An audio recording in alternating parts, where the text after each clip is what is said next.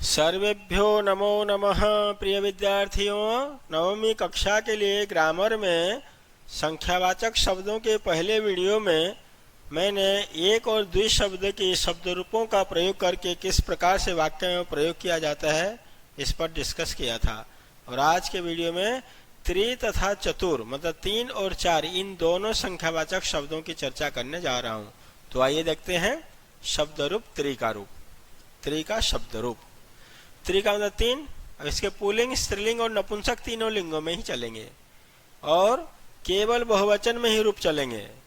ध्यान रखना, पहले वीडियो में 1 और 2 का एक वचन में चल रहा था रूप, 2 का द्विवचन में और त्रि का बहुवचन में ही चलेगा। तो प्रथमा विभक्ति त्रयः, द्वितीय विभक्ति त्रीन्, तृतीय विभक्ति में बनेगा त्रिभि, त्रिभ्य, पंचमी में त्रिभ्य, षष्ठी में त्रयाणाम, सप्तमी में त्रिषु। ये पुल्लिंग है। स्त्रीलिंग में तिस्रः, प्रथमा विभक्ति तिस्र, द्वितीय में तिस्रः, तृतीया में तिसृभि, चतुर्थी में तिसृभ्य, पंचमी में तिसृभ्य, षष्ठी में तिसृणाम और सप्तमी में तिसृषु। और नपुंसक लिंग में चलेगा त्रीणि, त्रीणि, त्रिभि, त्रिभ्य, त्रिभ्य, त्रयाणाम, त्रिषु। जैसे हम बोलेंगे ना यहाँ पे त्रयः 3 है बहुवचन, तो आ जाएगा बालक शब्द का बहुवचन बालकाः। कोई भी पुल्लिंग शब्द, मैंने बालक का बोला, कोई भी पुल्लिंग शब्द, त्रयः बालकाः, त्रयः मनुष्याः, त्रयः मयूराः।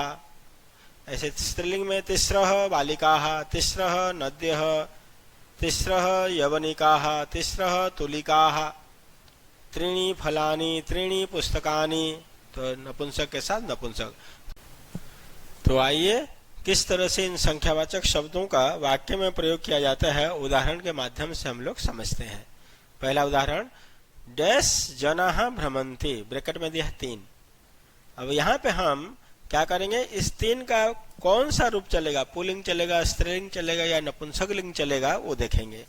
तो इसके लिए क्या करेंगे, यहाँ पे जो विशेष शब्द दिया जनाः, जनाः को देखेंगे। जनाः पुल्लिंग है, तृतीया ये प्रथमा विभक्ति बहुवचन है, तो यहाँ पे 3 का प्रथमा विभक्ति बहुवचन पुल्लिंग में होता है रूप त्रयः। प्रथमा विभक्ति में बनता है त्रयः, तो यहाँ उत्तर आ जाएगा त्रयः जनाः भ्रमन्ति। डैश सूचिकाः सन्ति, डैश सुइयां हैं, सूचिका सुई कपड़े सिलने वाली, तो 3 है। तो यहाँ सूचिका शब्द स्त्रीलिंग है, यहाँ मूल शब्द जन था, यहाँ पे मूल शब्द सूचिका है, स्त्रीलिंग है, आकारांत है, इसीलिए आ जाएगा तिस्रः सूचिकाः, 3 सुइयां हैं। डैश बालिका भी सह शिक्षिका गच्छति, डैश लड़कियों के साथ अध्यापिका या शिक्षिका जा रही है। 3 है, तो 3 को हम ये बालिका शब्द देखेंगे, यहाँ पे बालिका स्त्रीलिंग है और ये तृतीया विभक्ति का बहुवचन है। एक वचन द्विवचन तो बनेगा ही नहीं 3 का रूप, तो बहुवचन है। तो यहाँ पे हम क्या करेंगे, स्त्रीलिंग का बहुवचन तृतीया व्यक्ति तिसृभि, तिसृभि बालिका भी सह शिक्षिका गच्छति, 3 बालिकाओं के साथ शिक्षिका जा रही है। चौथा उदाहरण, डैश शिशवः क्रीडन्ति, डैश शिशवः क्रीडन्ति, 3 शब्द ब्रैकेट में। शिशवः मतलब होता है बच्चे, क्रीडन्ति खेल रहे हैं। शिशवः में मूल शब्द शिशु है, शिशुः, शिशु, शिशवः, प्रथमा विभक्ति बहुवचन है, तो ये हमारे और पुल्लिंग है ये, तो यहाँ पे त्रयः शिशवः, 3 बच्चे या 3 बालक, छोटे छोटे बालक क्रीडन्ति खेल रहे हैं। शिशु पुल्लिंग है, बहुवचन है, त्रयः पुल्लिंग बहुवचन। ये नपुंसक का बहुवचन है, ये आपका चतुर्थी विभक्ति पंचमी विभक्ति का बहुवचन है, इसीलिए ये नहीं आएगा। 5वां उदाहरण, डैश मनुष्याणां सहायतां कृत्वा राजा प्रसन्न भवति, ब्रैकेट में दिया है 3। अब इसके बाद कौन सा शब्द है, मनुष्याणां, यहाँ पे मूल शब्द मनुष्य है, षष्ठी विभक्ति का बहुवचन है और पुल्लिंग है, मनुष्य शब्द पुल्लिंग है, षष्ठी बहुवचन है, तो यहाँ पे हम 3 शब्द का पुल्लिंग ले लेंगे, षष्ठी बहुवचन। ये तो प्रथमा विभक्ति है, ये सप्तमी है, ये है आपका त्रयाणाम षष्ठी विभक्ति बहुवचन, त्रयाणाम मनुष्याणाम। डैश बालिकासु सीमा चतुरा अस्ति, डैश बालिकाओं में सीमा चतुर है, 3 शब्द ब्रैकेट में दिया है। तो बालिकासु में बालिका शब्द स्त्रीलिंग है, सप्तमी का बहुवचन है ये, तो यहाँ पे हो जाएगा तिसृषु सप्तमी बहुवचन, तिसृषु बालिकासु सीमा चतुरा अस्ति। आइए चतुर शब्द का शब्द रूप देख लेते हैं, पुल्लिंग, स्त्रीलिंग और नपुंसक। पुल्लिंग में बनेगा चत्वारः, द्वितीय व्यक्ति चतुरः, तृतीय में चतुर्भि, फिर चतुर्भ्य, चतुर्भ्य, चतुर्णाम, चतुर्षु। और स्त्रीलिंग में चलता है चतस्रः, चतस्रः, चतस्रीभि चतस्रीभ्य चतस्रीभ्य चतस्रीणाम चतस्रीषु, और नपुंसक में चलेगा चत्वारि चत्वारि चतुर्भि चतुर्भ्य चतुर्भ्य चतुर्णाम चतुर्षु। तो ये शब्द रूप है, पुल्लिंग स्त्रीलिंग और नपुंसक तीनों रूपों को अच्छे से याद कर लीजिएगा। फिर हम देखते हैं उदाहरण के माध्यम से कैसे इनको प्रयोग किया जाता है। उदाहरणानि डैश अश्वः धावन्ति, 4 शब्द ब्रैकेट में दिया है, तो 4 घोड़े दौड़ रहे हैं। तो अश्वः ये पुल्लिंग है, अश्व शब्द है, बहुवचन है, प्रथमा व्यक्ति का बहुवचन है, पुल्लिंग है, तो 4 को पुल्लिंग में बोलते हैं चत्वारः। चत्वारः अश्वा धावन्ति, 4 घोड़े दौड़ रहे हैं। वृक्षे पेड़ पर डैश फलानि सन्ति, पेड़ पर 4 फल हैं बोल रहा है, 4 शब्द है। फलानि शब्द देखेंगे हम लोग इसका लिंग, तो फलानि नपुंसक लिंग है, तो यहाँ पे हो जाएगा चत्वारि फलानि, प्रथमा व्यक्ति बहुवचन, ये प्रथमा बहुवचन। डैश मनुष्येषु मोहनः चतुरः अस्ति, डैश मनुष्यों में मोहन चतुर है। मनुष्येषु सप्तमी बहुवचन है, पुल्लिंग है, तो यहाँ जगह चतुर्षु मनुष्येषु, 4 मनुष्यों में मोहन चतुर है। चौथा उदाहरण डैश नारीषु रमा उत्तमा अस्ति, नारीषु यहाँ पे मूल शब्द नारी है, स्त्रीलिंग है, सप्तमी बहुवचन है, तो बन जाएगा चतस्रीषु, 4 नारियों में रमा उत्तम है। पांचवा उदाहरण रमा डैश भिक्षुकेभ्यः धनम ददाति, रमा डैश भिखारियों को धन देती है या दे रही है। भिक्षुकेभ्य चतुर्थी व्यक्ति बहुवचन है, पुल्लिंग है, तो चतुर्भ्य भिक्षुकेभ्य, 4 भिखारियों को।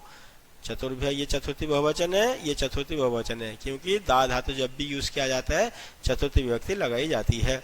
छठा उदाहरण अहम डैश वानरान पश्यामि, मैं डैश बंदरों को देख रहा हूँ, बंदरों को, तो यहाँ पे ये वानर शब्द का द्वितीय विभक्ति बहुवचन है, द्वितीय बहुवचन है, पुल्लिंग है, तो 4 का हम द्वितीय का जब रूप चलेंगे वो चलता है चतुरः, तो मैं 4 बंदरों को देख रहा हूँ, चतुरः वानरान पश्यामि, 4 बंदरों को देख रहा हूँ।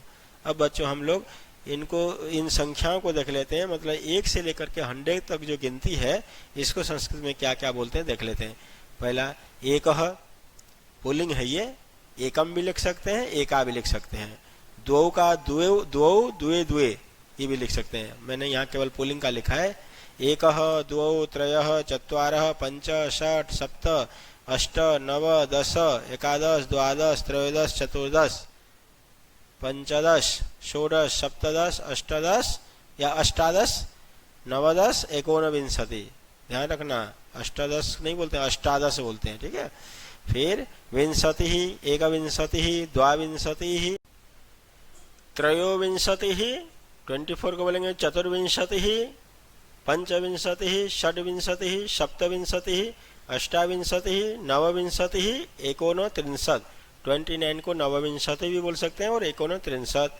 30 का हो जाएगा त्रिंशत्, एकत्रिंशत्, द्वात्रिंशत्, त्रयस्त्रिंशत्, चतुस्त्रिंशत्, पंचत्रिंशत्, षट्त्रिंशत्, सप्तत्रिंशत्, अष्टात्रिंशत्, और 39 को बोलेंगे नवत्रिंशत् या फिर एकोनचत्वारिंशत्।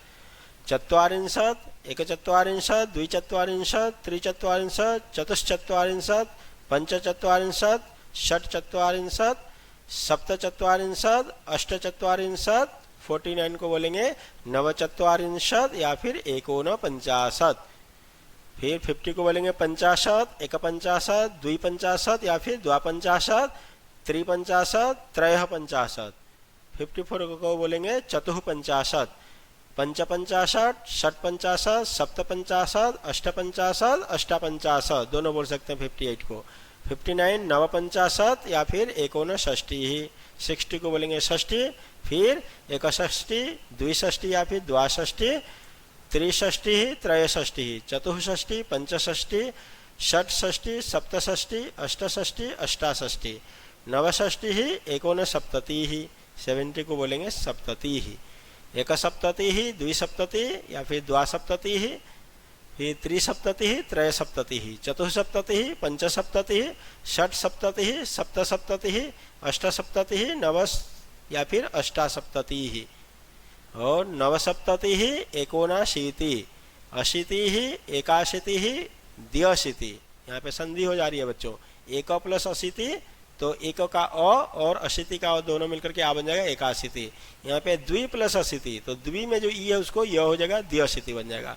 ऐसे त्रि प्लस अशीति त्रिअशीति, संधि हो जाएगी ई को य, त्र्यशीति, चतुरशीति, पंचाशीति, षडशीति, सप्ताशीति, अष्टाशीति, नवाशीति, एकोननवति ही, 90 को बोलेंगे नवति ही, 91 एकनवति ही, द्वानवति ही या फिर द्विनवति ही, द्विनवति द्वानवति दोनों बोला जाता है, त्रिनवति त्रयोनवति ही, चतुर्नवति ही, पंचनवति ही, षण्णवति ही। यहाँ पे षट प्लस नवति ही जब संधि करेंगे ट को ण हो जाएगा, णत्व विधान संधि के नियम से षण्णवति ही, और सप्तनवति ही, अष्टनवति ही, अष्टानवति ही, नवनवति ही, एकोनशतम, और ये लास्ट में आ जाएगा 100 को बोलेंगे शतम। तो प्यारे बच्चों, ये जो संख्या मैंने अभी बताया 3 से लेकर के आपके 100 तक, वैसे 3 और 4 का स्त्रीलिंग पुल्लिंग नपुंसक दोनों में चलता है जो हमने डिस्कस किया, किंतु 5 से लेकर के जो 100 तक है ये केवल आपको बहुवचन में ही चलेंगे।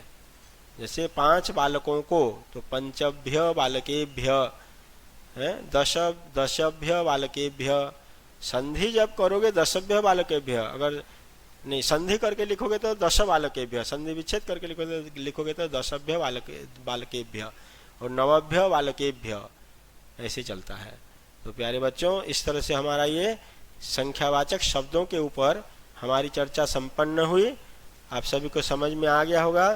थैंक यू, धन्यवाद, नमो नमः।